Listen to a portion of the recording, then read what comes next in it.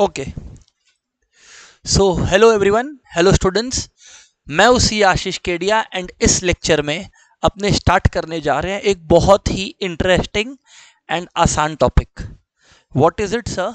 Sir इसका नाम है theory of production and cost. मतलब ये दो हिस्सों में बटा है सर, प्रोडक्शन और कॉस्ट। सही कैच किए हो आप, यू आर ऑल करेक्ट। ठीक है, इजी है, बहुत इजी है। चलिए शुरू से शुरू करते हैं बातचीत। देखिए स्टूडेंट्स, सबसे पहले unit 1 chapter 3 unit 1 is theory of production. Okay, मन में सबसे पहला सवाल यही आता है, what is production? What is production? आज अगर मैं लेमन्स लैंग्वेज में बताऊं या अगर किसी को सिर्फ बेसिक इंग्लिश आता है तो वो आपको बताएगा कि production is basically conversion of raw materials to finish goods. गलत नहीं है, इकोनॉमिक्स भी ये बात बोलता है, ऐसा बात नहीं है कि ये गलत है। इकोनॉमिक्स भी बोलता है कि production is basically conversion of raw materials to finish goods. RM to FG, raw material to finish goods. Production, hello, production production is the conversion of raw materials to finish goods. पर अब कुछ और सुनिए, कुछ और सुनिए। Economics बोलता है प्रोडक्शन इससे भी ज्यादा है। Raw material to finish goods का मतलब आलू है रॉ मटेरियल, उसका चिप्स बना वो हुआ फिनिश गुड्स, वो प्रोडक्शन है। बट स्टूडेंट्स, किसी भी तरीके का यूटिलिटी क्रिएट करना, किसी भी तरीके का यूटिलिटी क्रिएट करना, किसी भी तरीके का यूटिलिटी क्रिएट करना, वो भी प्रोडक्शन है। Creation of any type of utility is also production. समझ में आया? कोई भी तरीके का यूटिलिटी क्रिएट करना इज ऑल्सो प्रोडक्शन। तो चलिए एक बार ये पढ़ते हैं एंड फिर वी विल टॉक फर्दर। इधर देखिए, production is a very important economic activity. As we are aware, the survival of any firm in a competitive market depends upon its ability to produce goods and services at a competitive cost. One of the principal concerns of business managers is the achievement of optimum efficiency in production by minimizing the cost of production. The performance of an economy is judged by the level of its production. ये बहुत important line है MCQ के लिए। MCQ के लिए important line मिल गया। एक economy का लेवल जज किया जाता है उसके प्रोडक्शन से। आप देख लो आज यूएस, चाइना वर्ल्ड में टॉप लीडिंग इकोनॉमीज है। क्यों है? क्योंकि इसमें टॉप लेवल ऑफ प्रोडक्शन हो रहा है। So production is directly linked to the production is directly linked to your economic success, economic performance, right. In fact आगे पढ़िए, the standard of living of people depends on the volume and variety of goods. Depends on the volume, कितना goods आपने produce किया and कितनी variety का goods आपने produce किया एक कंट्री में। समझ रहे? यूएसए स्टूडेंट्स एक रिच कंट्री है। क्यों है? क्योंकि उसका प्रोडक्शन लेवल हाई है। Sir we do understand this. Sir हमें ये बात समझ आ रही है। अब जो हम लोगों को डेफिनेशन पढ़ना है, आइए सीधा उस पर आ जाते हैं, सिंपल उस पर आ जाते हैं। According to, very important, name is very important, name is very important. According to James Bates, according to James Bates and JR Parkinson, दो लोग हैं, नाम ध्यान दीजिए, जेम्स बेट्स और JR पार्किंसन, दो लोग हैं क्लास, है ना। James Bates and JR Parkinson, production is the organized activity. What is production? It is the organized activity of transforming resources into finished products in the form of goods and services, and objective of production is to satisfy the demand of such transformed resources.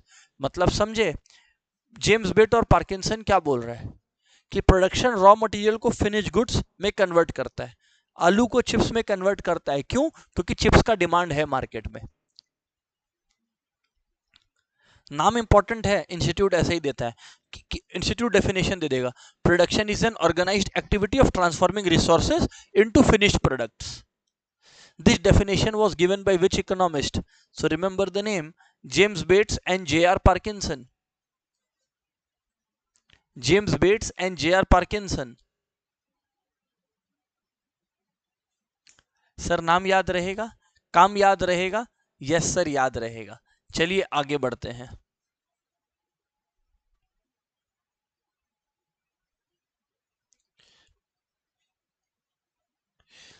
एक बहुत important definition जो मैंने आपको बताया अभी, कि production सिर्फ raw material को फिनिश गुड्स में कन्वर्ट करना नहीं है. Production also means creation of utility. Production also means creation of utility. जरा इस पर सर एक्सप्लेन करिए, क्या बोलना चाह रहे हैं आप? एकदम शांति से एक्सप्लेनेशन सुनिए. स्टूडेंट्स, यूटिलिटी का मतलब होता है want satisfying power of a commodity. Students, utility का मतलब होता है want satisfying power of a commodity. अब कोई कमोडिटी अगर लोगों का वांट सेटिस्फाई कर पा रही है तो उसमें यूटिलिटी है, और अगर कोई कमोडिटी लोगों का वांट सेटिस्फाई नहीं कर पा रही है तो उसमें यूटिलिटी नहीं है. अब मैं आपको क्या समझा रहा हूं, सुनिएगा. आलू का चिप्स में कन्वर्ट होना, उसको बोलते हैं फॉर्म यूटिलिटी. क्या बोलते हैं? Form utility. पर चिप्स बन के तैयार है. चिप्स क्या बनते ही बिक जाता है? ऐसा तो नहीं होता. कुछ समय होता है, कुछ टाइम गैप होता है कि चिप्स मान लो बना आज है, बिकेगा 1 महीना बाद. तो तब तक उसको स्टोर करने के लिए जगह चाहिए कि नहीं चाहिए? चाहिए. उसको बोलते हैं टाइम यूटिलिटी. क्या बोलते हैं? Time utility. प्रोडक्ट को स्टोर करना, ये टाइम यूटिलिटी है. मैं अभी क्लास में बैठकर आप लोगों को पढ़ा रहा हूं, तो क्या आप लोगों का कोई वांट सेटिस्फाई हो रहा है कि नहीं हो रहा है? अगर किसी भी काम से, किसी भी सर्विस से या गुड से इंसान का वांट सेटिस्फाई होता है तो उसको बनाने की प्रक्रिया इस प्रोडक्शन. मतलब ये जो मैं क्लास में पढ़ा रहा हूं ये भी प्रोडक्शन है. कोई भी वांट सेटिस्फाइंग गुड्स या सर्विसेज आप प्रोड्यूस कर रहे हो वो प्रोडक्शन है. तो ये थॉट से बाहर आइए, आप लोग इकोनॉमिक स्टूडेंट्स है, कि खाली रॉ मटेरियल को फिनिश गुड्स में बदल दिया तो हाँ हाँ हाँ प्रोडक्शन हो गया. सॉरी, ऐसा नहीं होता. आप लोग गलत है, इनकम्प्लीट है ये. समझे सर? बात समझ में आता है. आगे, production consist of various processes to add natural resources. तो अब हम लोग क्या पढ़ रहे हैं? Types of utility. क्या पढ़ रहे हैं बोलो? Types of utility. यहां पे क्या लिखा है? Form utility. फॉर्म यूटिलिटी क्या होता है? Raw materials to finish goods. लिख लो, form utility equals to conversion of raw materials to finish goods. Conversion of raw materials to finish goods.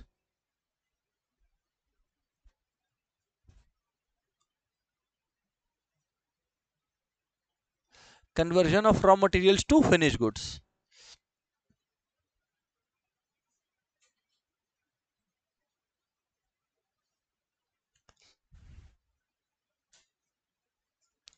अब है नेक्स्ट प्लेस यूटिलिटी. क्या है बोलो? Place utility. पहला टाइप ऑफ यूटिलिटी था form utility. दूसरा टाइप ऑफ यूटिलिटी क्या है क्लास बताइए? Place utility. Students, place utility का भी दो मतलब है. प्लेस यूटिलिटी का भी जनरली दो मतलब है. सुनना चाहेंगे? पहला मतलब सुनिए ना. पहला मतलब है ट्रांसपोर्टेशन. पहला मतलब है ट्रांसपोर्टेशन. आज शॉल का दरकार कश्मीर में ज्यादा है कि कलकत्ता में ज्यादा है? कश्मीर में ज्यादा है. तो कश्मीर में शॉल भिजवाना, कश्मीर में शॉल भिजवाना, कश्मीर में शॉल भिजवाना क्या हो गया? Place utility. Place utility. पर प्लेस यूटिलिटी का एक और मतलब है.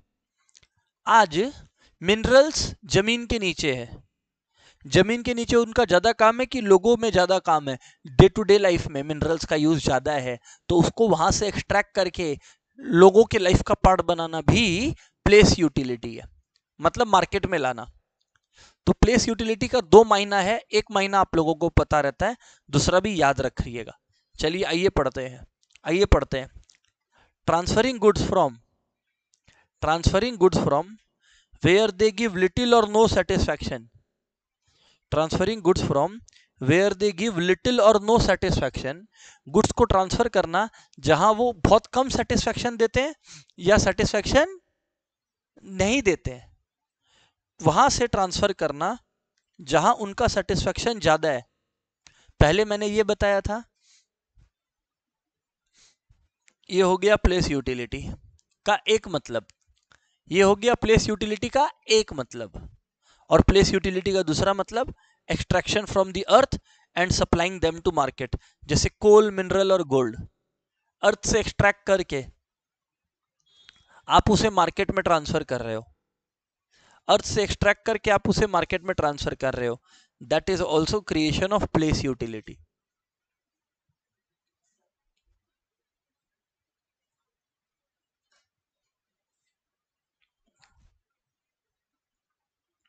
अंडरस्टूड है? अभी तक हम लोग कितने टाइप ऑफ यूटिलिटी को पढ़ ली है? दो, फॉर्म यूटिलिटी और प्लेस यूटिलिटी। फॉर्म यूटिलिटी मतलब रॉ मटेरियल्स को फिनिश गुड्स में कन्वर्ट करना। प्लेस यूटिलिटी मतलब गुड्स को ट्रांसपोर्ट करना जहां उनकी दरकार नहीं है से वहां जहां उनकी जरूरत है। That is place utility equals to transportation. लिख सकते हो place utility equals to, short में क्लास, शॉर्ट में transportation. Place utility equals to transportation in short. Sir बढ़िया बात है, बढ़िया बात है जी, भाई साहब बढ़िया बात है। तीसरा, तीसरा, तीसरा,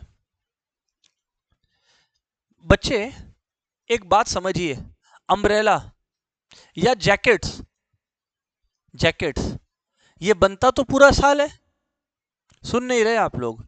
जैकेट्स बनता तो पूरा साल है, पर पहना क्या पूरा साल जाता है? मेजॉरिटी ऑफ इंडिया में ऐसा नहीं है। मेजॉरिटी में तो अगर मेजॉरिटी ऑफ इंडिया में ऐसा नहीं है कि जैकेट बन पूरा साल रहा है पर पहना जा रहा है कुछ समय में, कुछ समय में, इसको बोलते हैं टाइम यूटिलिटी। उसको स्टोर किया जाएगा तब तक कुछ समय के लिए जब तक वो ना, उल्टा करता हूं, कुछ प्रोडक्ट्स होते हैं चावल, बनते कुछ सीजन में है पर यूज पूरा साल होते हैं, तो उनको भी स्टोर करके रखने का दरकार है। समझे? दो एग्जांपल दिया, एक जो बनते पूरा साल है, यूज किसी सीजन में होते हैं, और एक जो बनते एक सीजन में है पर यूज पूरा साल होते हैं। दोनों केसेस में आपको ट्रांसपोर्टेशन, सॉरी, स्टोरेज तो चाहिए ही। स्टोरेज को वेयर हाउसिंग भी बोलते हैं। क्या बोलते हैं? वेयर हाउसिंग भी। तो time utility equals to warehousing. Time utility equals to warehousing. Time utility equals to warehousing, बहुत आराम से। Time utility equals to warehousing. अब बच्चे मैं आगे बात करता हूं आप लोग से।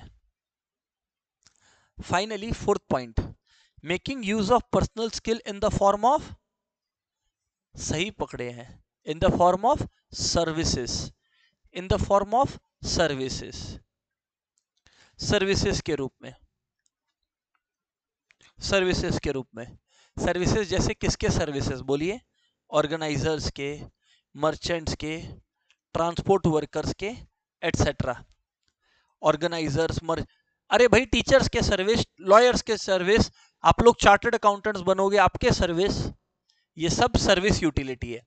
ये सब क्या है बोलो? सर्विस यूटिलिटी है।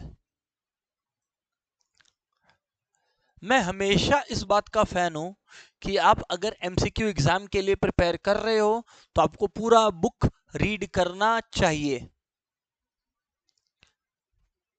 आगे, प्रोडक्शन इज नथिंग, जो मैं पढ़ा चुका हूं, but creation of utility in the form of goods and services. Production is nothing but creation of utility in the form of goods and services. Sir हमें बात समझ में आती है, आप आगे बढ़िए कृपा करके। चलिए डन। अब बच्चे हम आपको क्या पढ़ाने वाले हैं? Factors of production. क्या पढ़ाने वाले हैं बताइए? Factors of production. अब फैक्टर्स ऑफ प्रोडक्शन समझेंगे हम लोग, इधर ध्यान दीजिए। अब फैक्टर्स ऑफ प्रोडक्शन समझेंगे हम लोग, थोड़ा ध्यान दीजिएगा।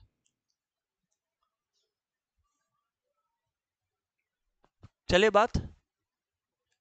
बात अटैक करते हैं। बच्चे, फैक्टर्स ऑफ प्रोडक्शन क्या है? क्या है फैक्टर्स ऑफ प्रोडक्शन? सुनिए, आप लोग प्रोडक्शन कर रहे हैं, आप लोग प्रोडक्शन कर रहे हैं। अब बच्चे, आप लोग अगर प्रोडक्शन कर रहे हैं, शांति से समझिएगा। अब आप लोग अगर प्रोडक्शन कर रहे हैं तो मेरे को एक बात बताइए, रिसोर्सेस के बिना तो प्रोडक्शन नहीं हो पाएगा। मैं पढ़ा रहा हूँ इस क्लास के अंदर, कुछ बच्चे सामने बैठे हैं, कुछ बच्चे ऑनलाइन क्लासेस कर रहे हैं, जैसा भी उनकी मर्जी है। मैं आपको एक सिंपल कुछ रिकॉर्डेड देखेंगे। तो स्टूडेंट्स, मुझे ये काम करने के लिए, यानी अपने सर्विसेज को प्रोड्यूस करने के लिए मुझे मशीन का दरकार पड़ा। एक सिस्टम लगा हुआ है पूरा, यहाँ पर एसी का दरकार पड़ा, लाइट्स का दरकार पड़ा। इसको बोलते हैं कैपिटल।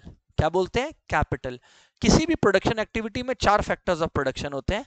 पहला है कैपिटल, पहला है capital.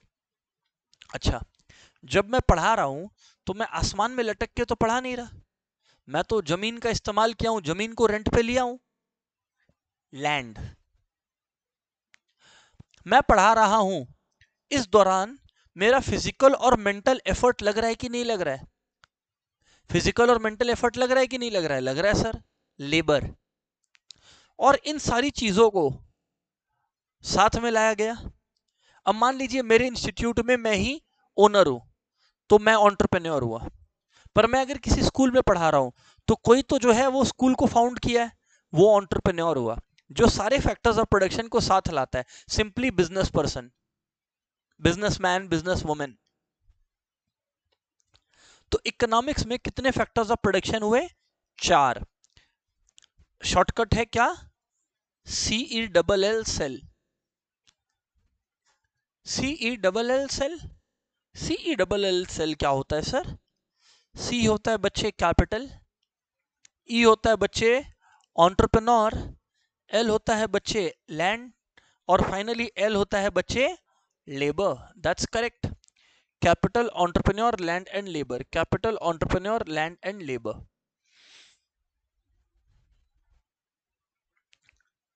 Capital, entrepreneur, land and labour. That's correct. अब आप लोग सुन ही नहीं रहे मेरा बात, आइए पढ़ते हैं इस बात को। Factors of production refers to inputs. Inputs मतलब प्रोडक्शन करने के लिए जो जो चाहिए। कैपिटल मतलब, फिर से बोल रहा हूं, मशीन या पैसा जो बिजनेस में डाला गया, वो कैपिटल है, जो बिजनेस में कैपिटल यूज हो रहा है। लैंड का मतलब जमीन, प्रोडक्शन के लिए जमीन चाहिए। लेबर मतलब फिजिकल एंड मेंटल एफर्ट। और इन सबको साथ लाने के लिए कौन है बीच में? एंटरप्रेन्योर, जो सबको हायर करता है। तो सर सेम पर्सन एंटरप्रेन्योर और लेबर दोनों हो सकता है? हाँ, अगर मैं अपनी इंस्टीट्यूट का मैं ही फाउंडर हूं तो मैं एंटरप्रेन्योर हुआ, पर अपने इंस्टीट्यूट में मैं भी पढ़ाता हूं तो मैं लेबर भी हुआ उस सेंस में। तो capital, entrepreneur, land and labour. You got that right. Okay, चलो सही है sir.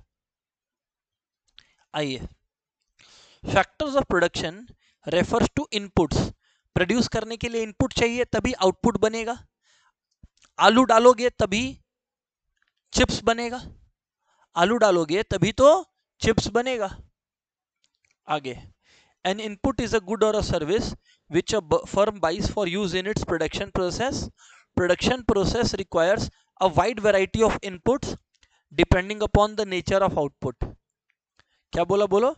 Production process requires a wide variety of inputs depending on the nature of output. The process of producing goods in a modern economy is very complex. आज modern economy में goods बनाना बड़ा complex है। A good has to pass through many stages and many hands until it reaches the consumer's hand in the finished form. Land, labor, capital and entrepreneurial ability are the four factors of production which makes it possible to produce goods and services. चार factors of production आपके screen पर, हाँ या ना? बराबर बात है sir, बराबर बात है। एक एक करके सबको पढ़ेंगे अब हम लोग, एक एक करके सबको पढ़ेंगे अब हम लोग। सबसे पहले क्या है बोलो? लैंड। अब लैंड के बारे में एक मिसअंडरस्टैंडिंग है जो हम क्लियर कर दे। अधिकतर बच्चे पता है क्या जानते हैं लैंड के बारे में? कि हाँ लैंड मतलब जमीन, बिल्कुल ठीक, पर इनकम्प्लीट। इकोनॉमिक्स में लैंड का मतलब होता है all free gift of nature. Water free gift of nature है, लैंड के डेफिनेशन में है। एयर, जो हवा है हमारे आसपास, सांस जो तुम ले रहे हो, वो भी लैंड है। सॉइल, सनलाइट, सब लैंड है।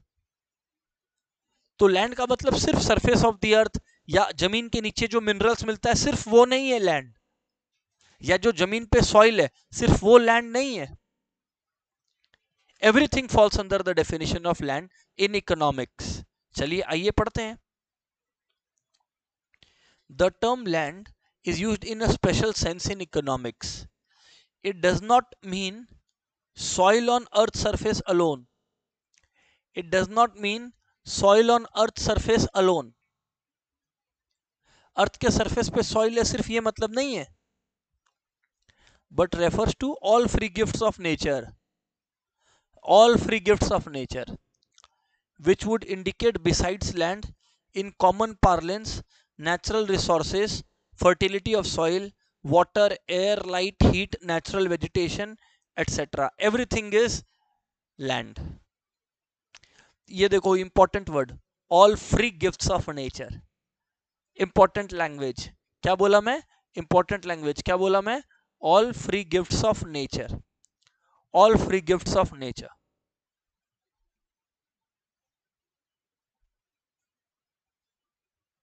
ठीक है।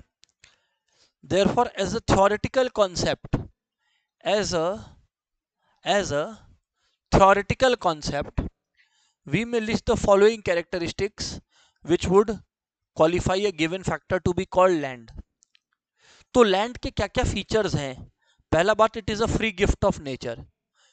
अब तुम लोग ये मत बोलना सर आपने की बोलचेन, सर आप क्या बोल रहे हैं, हमारे पापा एक जमीन खरीदे हैं उसका तो 10 लाख रुपया लग गया और आप बोलते हैं land is a free gift of nature. ओ भाई, अर्थ ने, नेचर ने हमें जमीन फ्री में दिया है, ये तो हम लोग एक दूसरे को पैसे के लिए परेशान करते हैं, जमीन थोड़ी चार्ज करता है। तुम लोग एक सिंपल सा चीज सोचो, ये हम सोचता है काफी बार, सिंपल सा चीज, हर आदमी का लालच लिमिटेड हो जाए, किसी को काम करने का दरकार ही नहीं पड़ेगा। एलोन मस्क का यही विजन है कि एक दिन किसी को काम ही नहीं करना पड़े। कब होगा ये? जब हर आदमी का लालच लिमिटेड हो जाए या गुड्स एंड सर्विसेज अनलिमिटेड हो जाए। गुड्स एंड सर्विसेज अनलिमिटेड होने में अभी समय है, पर हर आदमी का लालच अगर लिमिटेड हो गया तो भैया इक्वालिटी आ गया। अच्छा, इक्वालिटी आ गया तो काम ही क्यों करना है? तुमको क्यों पढ़ना है या हमको क्यों पढ़ाना है?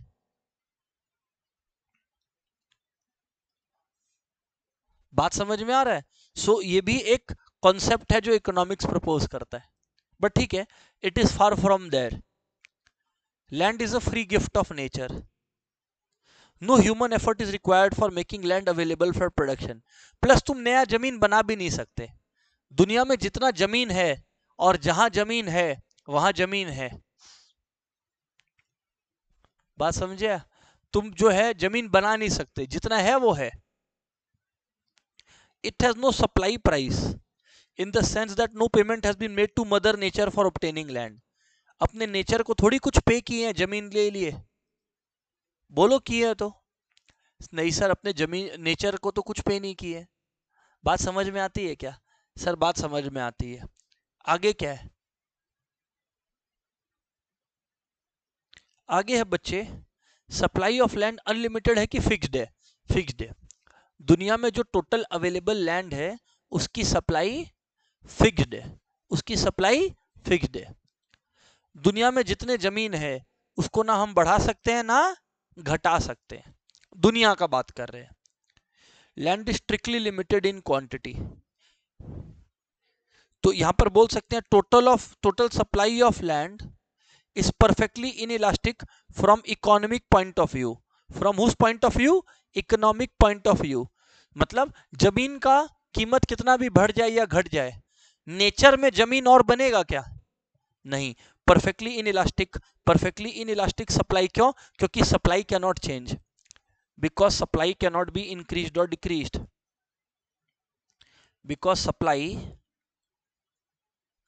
cannot be increased or decreased। just because nature ने देखा कि दुनिया में जमीन का कीमत बढ़ गया है तो नेचर ने और जमीन बनाना शुरू कर दिया, ऐसा तो नहीं होता है। ऐसा तो नहीं होगा ना कि बे ऑफ बंगाल जो नदी है, एक दिन जमीन का प्राइस बढ़ गया है तो वो जो है वो बे ऑफ बंगाल की जगह लैंड ऑफ बंगाल बन गया हो, ऐसा तो नहीं होगा ना भाई। बात समझ में आता है? Right sir. आगे क्या बोल रहा हूं मैं? आगे क्या बोल रहा हूं मैं? क्या पढ़ाना चाह रहा हूं तुमको मैं? तुम सुन ही नहीं रहे हो। पर एक फर्म के लिए ये रिलेटिवली इलास्टिक है। क्यों? अगर जमीन का दाम बढ़ेगा तो फर्म के पास जो जमीन है फर्म वो बेचेगा, हाँ या ना? तो फर्म के पॉइंट ऑफ व्यू से इलास्टिक है। फर्म के पॉइंट ऑफ व्यू से इलास्टिक है, यही तो लिखा है। However it is relatively elastic from the point of view of the firm. Firm के पॉइंट ऑफ व्यू से it is relatively elastic. Firm के पॉइंट ऑफ व्यू से इट इज रिलेटिवली इलास्टिक।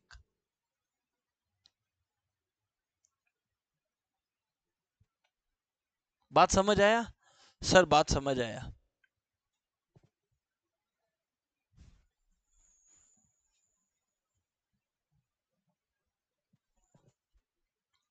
आगे बोलो। चलो आगे बोलो सर। अब आप अगली बात है, land is permanent and has indestructible powers. Japan पे अमेरिका ने बम गिराया हिरोशिमा नागासाकी पे, तो क्या अब वहां जमीन नहीं है? जमीन है, इनफर्टाइल हो गया, पर वो लैंड वहां पे था और अब वहां पे पानी है, ऐसा तो नहीं है। यही लिखा है, land is permanent and has indestructible powers. तुम एक जगह से जमीन गायब नहीं कर सकते।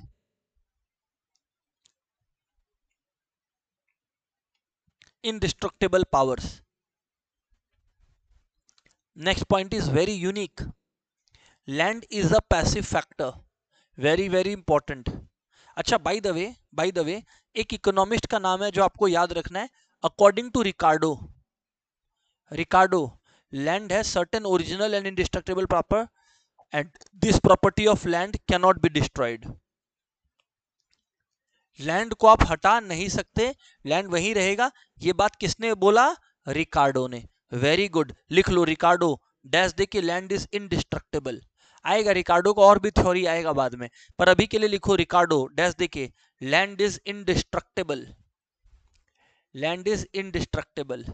तो एक तो अपने वो बेट्स और पार्किंसन का डेफिनेशन पढ़े कि production is an James Bates वाला, production is an organised activity, और एक अपने अभी ये पढ़ लिए Ricardo, land is indestructible. Land is indestructible. Coming back, land is a passive factor. Sir ये क्या था, भूल गए हम लोग, समझाइए क्या है बच्चे। Land is a passive factor का मतलब है, बच्चे land is a passive factor का मतलब है कि जमीन खुद से कोई डिसीजन नहीं लेती है।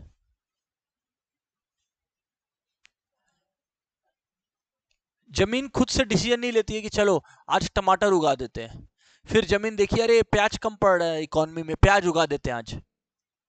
ऐसा नहीं होता है। किसी को ह्यूमन इंटरफेरेंस करना पड़ता है कि इस जमीन पे मान लो बिल्डिंग बनाया जाएगा। कोई बोलेगा कि चलो इस जमीन पर जो है वो शुगर केन का फसल उगाया जाएगा। कहने का मतलब है ह्यूमन इंटरफेरेंस इज नेसेसरी। समझ आया? That is why land is a passive factor. मतलब लैंड खुद से कोई डिसीजन नहीं लेगा। Land is immobile. Land is immobile का मतलब है आप क्या अपना घर को अमेरिका में ले जा सकते हो कि ऐसे उठा के ले गया, immobile, can not be shifted from one place to another. Land is immobile, मतलब it can not be shifted from one place to another. Land is immobile.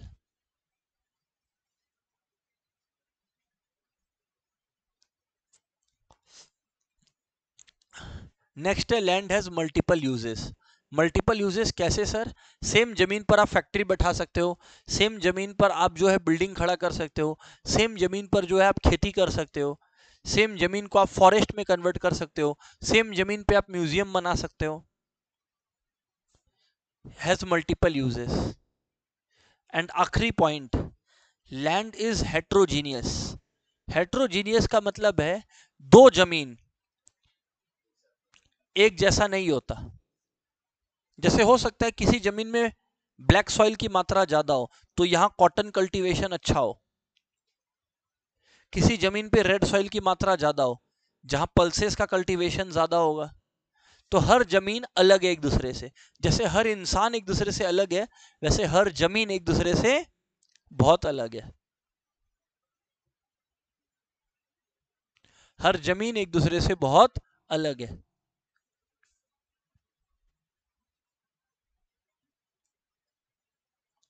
Land is heterogeneous.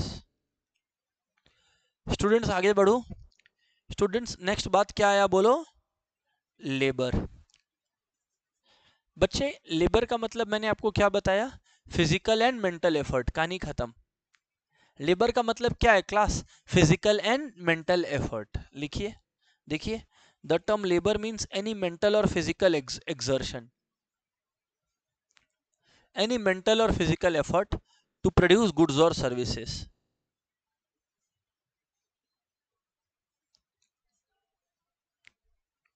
Sir समझ आ गया?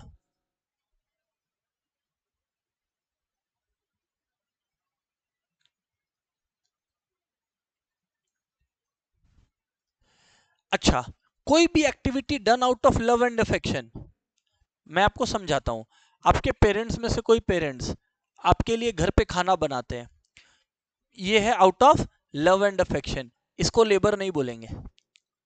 इकोनॉमिक्स में labour वो है जो for money हो। वही parent आपके बहुत बड़े शेफ हैं, 5 स्टार रेस्टोरेंट में खाना बनाते हैं, अब वो लेबर है। सेम काम एक जगह लेबर नहीं है और एक जगह लेबर है, इंटेंट का गैप है। It implies that any work done for the sake of pleasure or love does not represent labor in economics.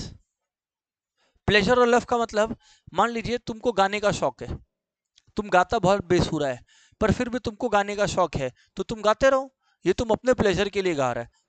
हम गाते गाते सर थक गया तो इसको लेबर बोलेंगे क्या? नहीं बोलेंगे। हाँ या ना? पर कोई सिंगर है, सोनू निगम जैसा हो गया, हाँ या ना, अरिजीत सिंह हो गया, ये लोग गाते हैं और इससे इनको पैसा मिलता है, ये लेबर है। सर समझ में आ गया? Characteristics of labour. तो सबसे पहला फीचर है लेबर का, it involves human effort. Human effort means both, मैंने पहले ही पढ़ा दिया है, फिजिकल एंड मेंटल। जैसे अभी मैं बोल रहा हूं, मैं अभी बोल रहा हूं, मैं एक पोस्चर लेकर बैठा हुआ हूं, फिजिकल एफर्ट है ये। पर मैं सोच रहा हूं कि कैसे एक्सप्लेन करना है एक पॉइंट को, मेरे को पॉइंट्स याद आ रहे हैं, that is mental effort, that is mental effort. तो लेबर के अंदर फिजिकल एफर्ट और मेंटल एफर्ट दोनों आता है। नेक्स्ट क्या है बच्चे? Labour is perishable. Labour is perishable. Labour is perishable. Labour is perishable. Perishable का मतलब मैं अभी आपको सर्विस दिया, मैं आपको पढ़ाया, तो ये सर्विस तो फिनिश हो गया ना। मैं आपको सर्विस दिया, मैं आपको पढ़ाया, तो ये सर्विस तो फिनिश हो गया ना। नेक्स्ट डे फिर इस सर्विस का जरूरत पड़ेगा, नेक्स्ट डे फिर इस सर्विस का जरूरत जो है वो पड़ेगा। ऐसा थोड़ी है कि नहीं सर आज पढ़ लिए, अब हम लोग जन्म जन्म के लिए तृप्त हो गए हैं पढ़ के, ऐसा तो नहीं है। तुम हेयर कट कराने गया था तो क्या अब जिंदगी में हेयर कट नहीं कराएगा? सर्विस इज पेरिशेबल, एक बार वो सर्विस यूज हो गया तो फिर दोबारा उस सर्विस की जरूरत पड़ती है और पड़ेगी।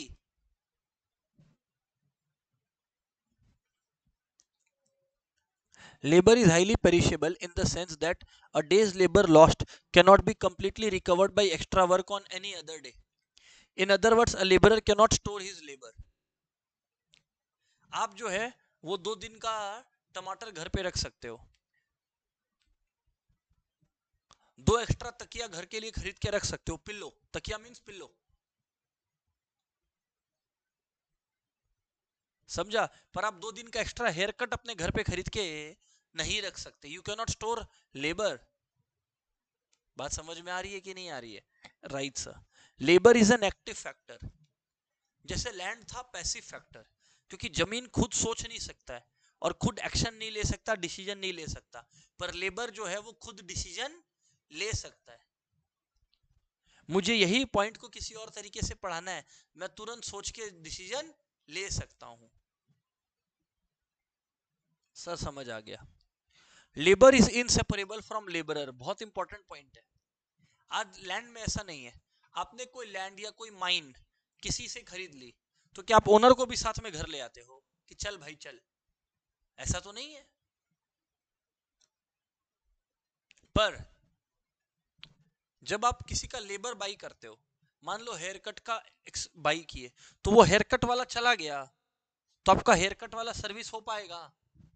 हेयर कट वाला सर्विस लेबर है, हेयर कट करने वाला लेबरर है। तो लेबरर के बिना लेबर कैसे होगा? यही तो लिखा है, labour is inseparable from labourer. अरे हाँ ना बोलना पड़ेगा, अरे हाँ ना बोलना पड़ेगा। मैं अभी क्लास में लाइव पढ़ा रहा हूं, मैं चला गया तो क्या क्लास चल पाएगा? रुक जाएगा ना।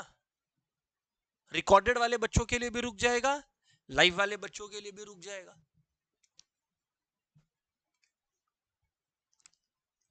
आगे, labour power differs from labourer to labourer. Just जैसे मैंने बताया था, लैंड के लिए क्या हेट्रोजीनियस, क्या बताया था? हेट्रोजीनियस। सेम बात यहां लिखा है, लेबर के लिए हेट्रोजीनियस, कि दो लोगों का सेम स्किल और कैपेबिलिटी नहीं होगा।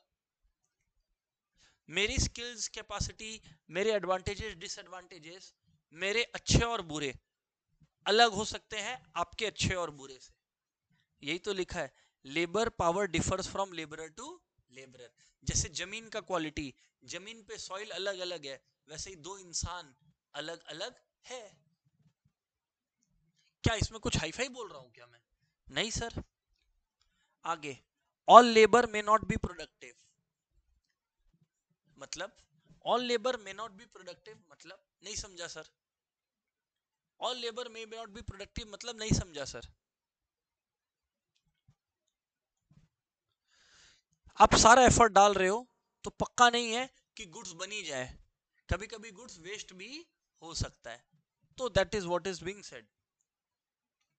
और फाइनली, ये कंट्री लाइक इंडिया के लिए ट्रू है, labour has poor bargaining power, labour has poor bargaining power.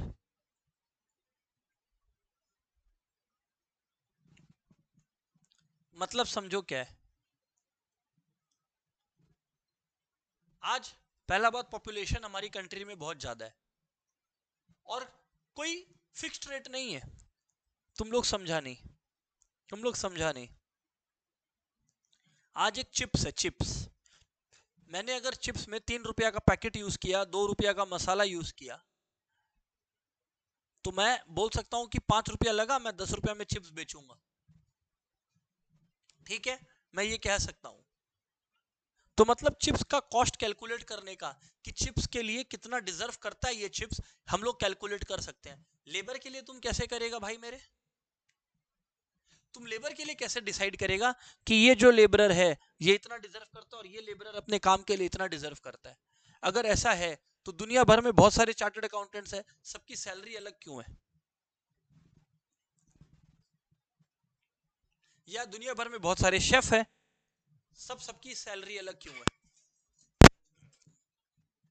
या कैसे पता चल रहा है कि किसी को ज्यादा मिल रहा है और किसी को कम, जितना वो डिजर्व करता है उससे?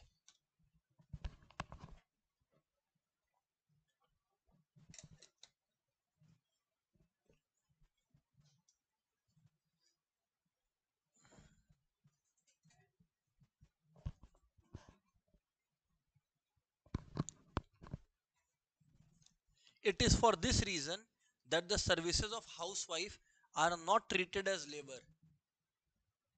ये सब तुम लोग का पहले पढ़ा हुआ है, इंपॉर्टेंट बात था पुअर बार्गेनिंग पावर वाला।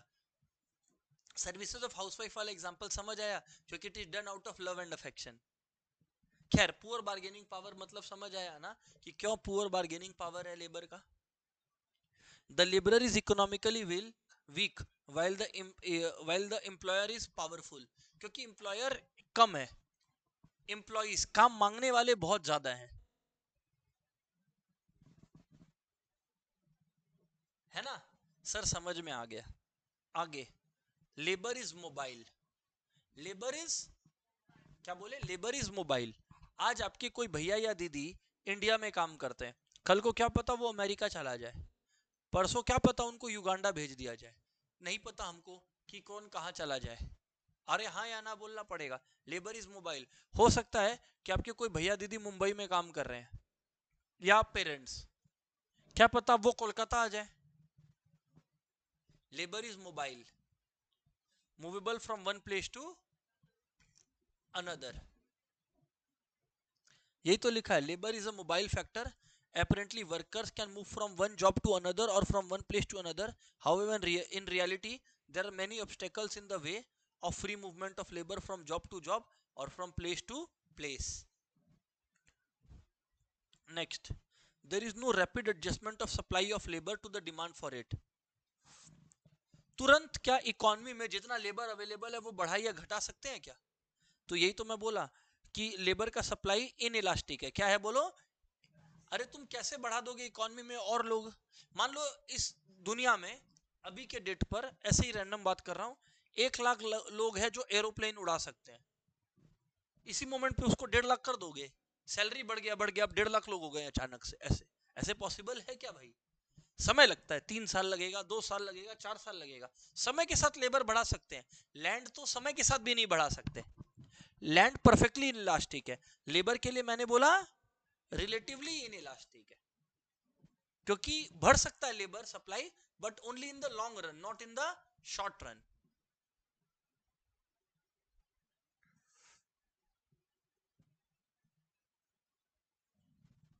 लैंड हुआ।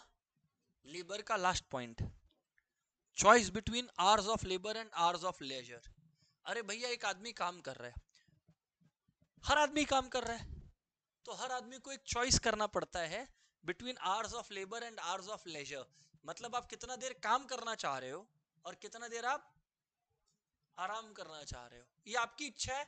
हर इंसान का अलग हो सकता है, हर इंसान का अलग हो सकता है।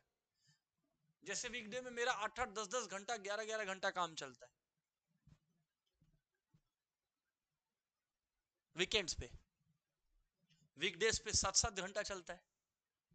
एग्जाम्पल दे रहा हूं, हो सकता है आपके पेरेंट्स का वीक में 5 दिन जो है वो 8-8, 9-9 घंटा चलता है, सैटरडे संडे लेजर एकदम। तो वो person to person, situation to situation अलग अलग है भैया। आगे, capital.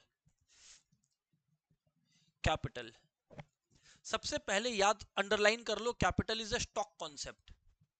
Capital is a stock concept, क्योंकि एक समय पे कितना आपके पास मशीन है वो फिक्स्ड है। कोई चीज स्टॉक कॉन्सेप्ट कब होता है? जब वो एक पॉइंट ऑफ टाइम पे फिक्स्ड रहे। जैसे आज मेरे पास एक घड़ी है, तो ये एक स्टॉक कॉन्सेप्ट है। मेरे पास एक लैपटॉप है आज, स्टॉक कॉन्सेप्ट है। मेरे पास 3 राइटिंग पेन है, स्टॉक कॉन्सेप्ट है। कैपिटल मतलब पैसा या मशीन जो बिजनेस में यूज हो रहा है, और कैपिटल एक स्टॉक कॉन्सेप्ट है। क्लियर है ना? हाँ सर।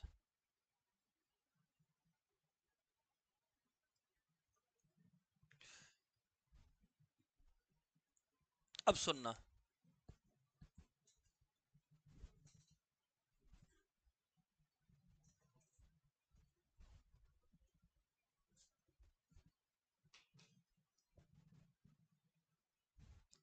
एक चीज समझिएगा, एक वर्ड है वेल्थ और एक वर्ड है कैपिटल।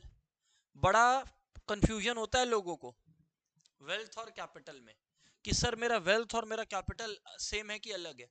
मान लीजिए मैं एग्जांपल देता हूं कि आपके ग्रैंड पेरेंट्स से आपको 50 लाख रुपया का इनहेरिटेंस मिला, ये है आपका वेल्थ। पर 50 लाख में से 30 लाख आप खाली पड़ा रखे, मतलब कोई काम का नहीं है, वो बैंक में पड़ा है, सड़ रहा है बैंक में। 50 लाख में से 20 लाख आप कुछ प्रोडक्शन या बिजनेस के लिए लगाए। तो कैपिटल उस पैसे को बोलते हैं जो काम कर रहा है आपके लिए, जिसको आप बिजनेस में लगाए। जो आपने इनहेरिट किया वो वेल्थ है, पर उस वेल्थ का जो हिस्सा आपने काम पर लगाया, to produce goods and services or to undertake an economic activity, to produce goods and services or to undertake an economic activity, उस हिस्से को आप क्या बोल सकते हैं? कैपिटल। कैपिटल का डेफिनेशन देखिए क्लास क्या लिखा हुआ है। Capital can rightly be defined as produced means of production. कितना सुंदर बात है। Capital can rightly be defined as produced means of production. Capital can rightly be defined as produced means of production. जरा इसको समझने की चेष्टा करेंगे क्या? क्यों है capital produced means of production? क्योंकि पहला बात, मशीन को किसी को बनाना पड़ा। अरे कोई आदमी है जो मशीन बनाया, हाँ या ना? तो मशीन हैज बीन प्रोड्यूस्ड। पर अब उस मशीन से आप कपड़े बना रहे हो, तो it is a means of production because it is useful in further production. इसीलिए क्या बोला जाता है? Capital has rightly been defined as produced means of production. वो मींस ऑफ प्रोडक्शन जो खुद प्रोड्यूस हुए हैं।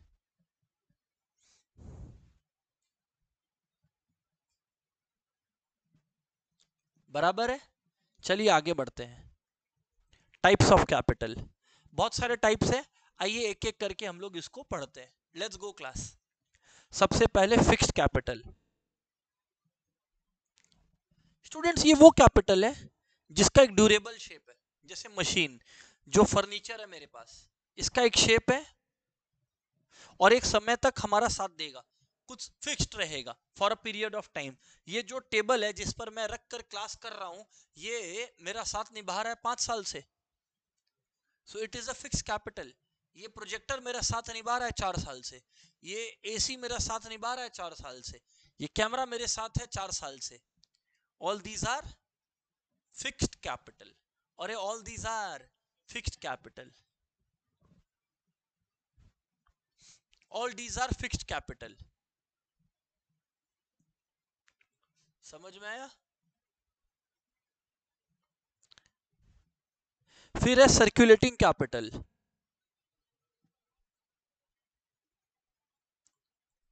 ये क्या है? ये वो कैपिटल है जो अपना प्रोडक्शन एक सिंगल यूज में कर लेता है और वो वापस यूज नहीं होता, और वो वापस यूज नहीं हो सकता। अरे जो आलू को तुम चिप्स में बना दिया, क्या अब तुम उस चिप्स से वापस आलू बना लेगा? तो एक बार यूज हो गया तो गया, रात गई बात गई। फ्यूल यूज हो गया तो वो फ्यूल दोबारा यूजेबल नहीं होगा। ठीक है। रियल कैपिटल क्या होता है? Physical goods. फिजिकल गुड्स जैसे building, plant, machinery, furniture, real capital है। तो सर ये सब फिक्स कैपिटल भी है? हाँ, फिक्स कैपिटल भी है। हाँ या ना? नेक्स्ट है ह्यूमन कैपिटल। इंसानों का जो नॉलेज है, स्किल है, एबिलिटी है, उसको बोलते हैं human capital. A S K, A S K, ability, skill and knowledge. Human capital equal to लिख लो,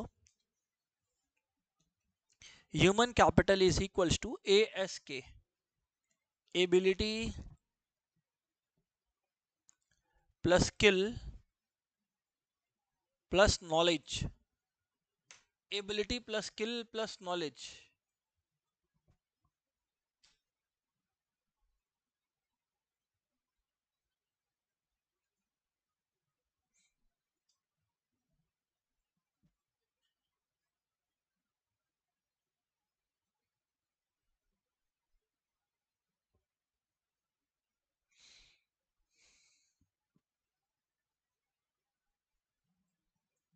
अंडरस्टूड है? चलो हटाओ। Next tangible capital. Tangible capital वो है जो तुम्हारा सेंसेस टच कर सकता है। अभी जो एग्जांपल दिया, फर्नीचर को, मशीन को, बिल्डिंग को, इंटेंजिबल कैपिटल क्या होता है? जो तुम्हारे बिजनेस में मदद तो कर रहा है पर तुम उसको टच नहीं कर सकते, जैसे कॉपीराइट, गुडविल, पेटेंट राइट। मतलब बताऊंगा, चिंता मत करना। कॉपीराइट, कॉपीराइट का मतलब है, मान लो यूट्यूब पे मैं अपना एक लेक्चर अपलोड किया और मेरे को एक गाना पसंद आया, मैं बैकग्राउंड में वो गाना डाल दिया, तो यूट्यूब पे कॉपीराइट स्ट्राइक आ जाएगा। कॉपीराइट स्ट्राइक का मतलब, मान लो वो म्यूजिक टी सीरीज का था, तो सिर्फ टी सीरीज के पास अधिकार है उस म्यूजिक को यूज करने का, या कोई भी अगर वो म्यूजिक यूज करना चाहता है तो वो टी सीरीज को उसके लिए पहले पैसे देगा, रॉयल्टी देगा।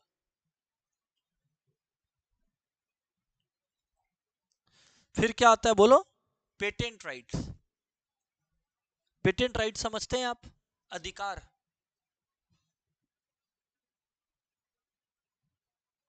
गुडविल, गुडविल मतलब रेप्यूटेशन। रेप्यूटेशन की वजह से भी इंसान का प्रॉफिट्स बढ़ता है, पर वो रेप्यूटेशन दिखता, मतलब आप टच नहीं कर सकते उसको फिजिकल फॉर्म में। That is what it is. Next है इंडिविजुअल कैपिटल। एक इंसान के पास जो प्रॉपर्टी है, पर्सनल प्रॉपर्टी है, जैसे आपके पास घड़ी है, आपके पास घर है आपके नाम पर, वो आपका इंडिविजुअल कैपिटल हुआ। सोशल कैपिटल मतलब जो पूरी सोसाइटी का धन है, जैसे roads, bridges belong to the society, that is social capital. समझ आ रहा है बातचीत? And finally capital formation. Finally क्या बोलो? Capital formation.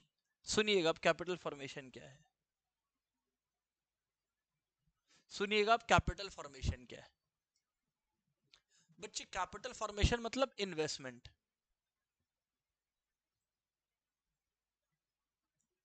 समझना बात को। कैपिटल फॉर्मेशन मतलब शांति से इन्वेस्टमेंट। कैपिटल फॉर्मेशन के अंदर क्या है बोलो? इन्वेस्टमेंट। कैपिटल फॉर्मेशन ही इन्वेस्टमेंट है। समझना बात को क्या, पहले पढ़ते हैं। Means a sustained increase in the stock of real capital. मतलब अगर कंट्री में हमारे हमारे कंट्री में मशीन्स और हो, हमारे कंट्री में और फैक्ट्रीज हो, और ट्रांसपोर्टेशन हो, और इलेक्ट्रिसिटी हो, ये सब रियल कैपिटल है। तो capital formation is the increase in stock of real capital. Increase in stock of real capital in a country. मान लो मशीन और चिप्स है, इकोनॉमी में और चिप्स बन रहा है, उसको कैपिटल फॉर्मेशन नहीं बोलेंगे, पर इकोनॉमी में और मशीन बन रहा है उसको कैपिटल फॉर्मेशन बोलेंगे। एकदम सही है वो। सर बात समझ में आ गया हमें?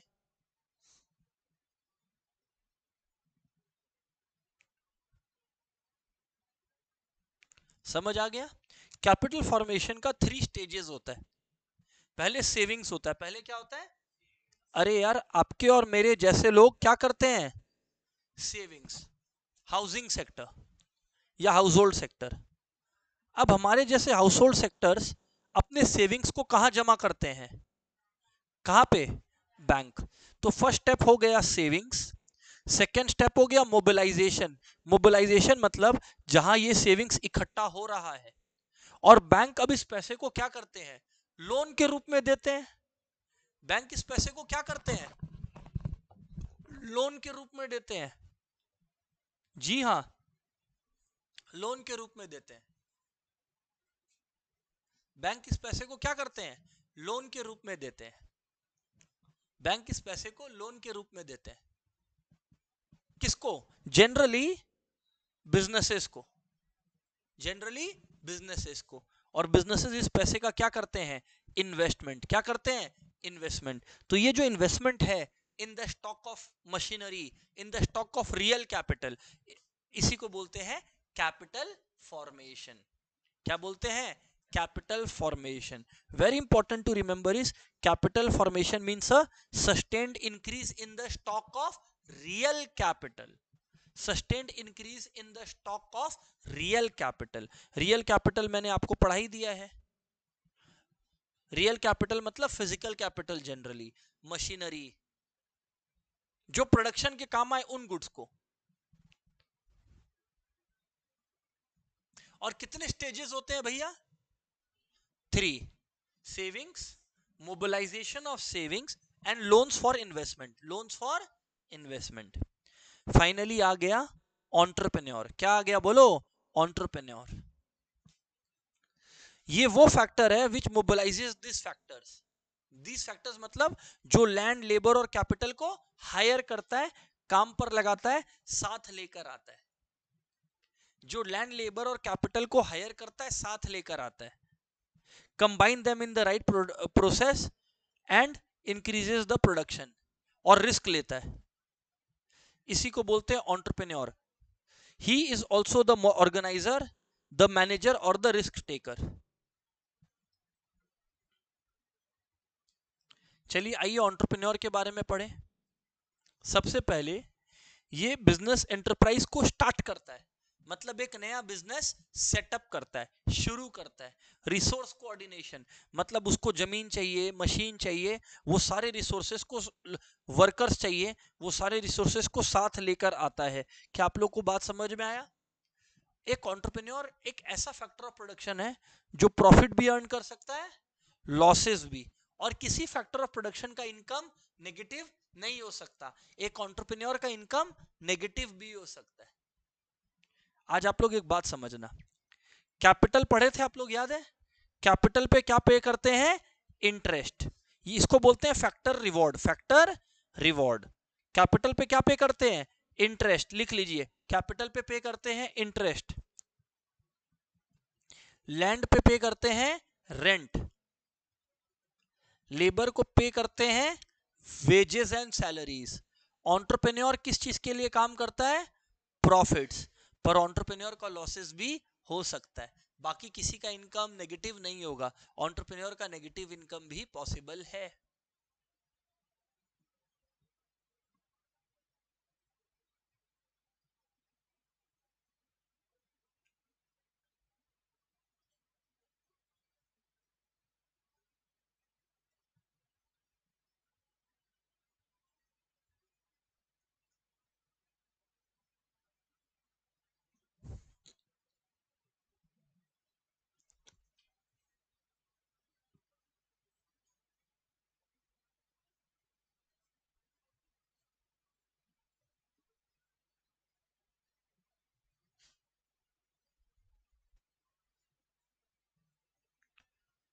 सही है सर, सही है सर। सो हम आप लोगों को यही तो बता रहे थे।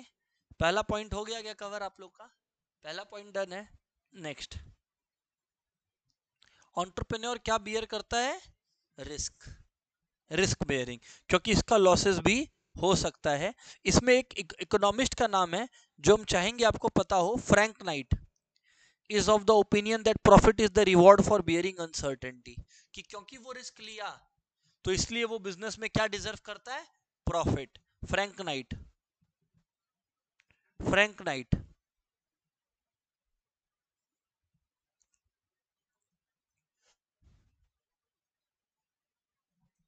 Risk bearing. Next, innovation. एक एंटरप्रेन्योर का मेन काम इनोवेशन है। ये किसी ने कहा था? स्कम्पीटर, Joseph स्कम्पीटर। According to Schumpeter, the true function of an entrepreneur is to introduce innovation. Innovation मतलब जो लोग, जो डेली ह्यूमंस प्रॉब्लम फेस कर रहे हैं उसका सल्यूशन। एग्जाम्पल दूं इनोवेशन का? लोग इतने समय तक भारी भारी सामान लेके जाते थे बक्सों में। किसी को आइडिया आया कि बक्से में व्हील्स लगा दिया जाए, तो ट्रॉली डिस्कवर हो गया, इन्वेंट हो गया। इनोवेशन बोलते हैं इसको। इनोवेशन मतलब एक एंटरप्रेन्योर एग्जिस्टिंग प्रॉब्लम को इनोवेशन के थ्रू सॉल्व करता है, नए बदलाव लेकर आता है जिससे लोगों का प्रॉब्लम सॉल्व हो। These innovations may bring in greater efficiency in business and bring in profits to the innovator, and bring in profits to the innovator. जितना ज्यादा इनोवेशन का एबिलिटी रहेगा उतना ज्यादा इकोनॉमी में एंटरप्रेन्योर्स होंगे। And with this, students, I will wind up the discussion today. See you all in the next class. Goodbye, everyone.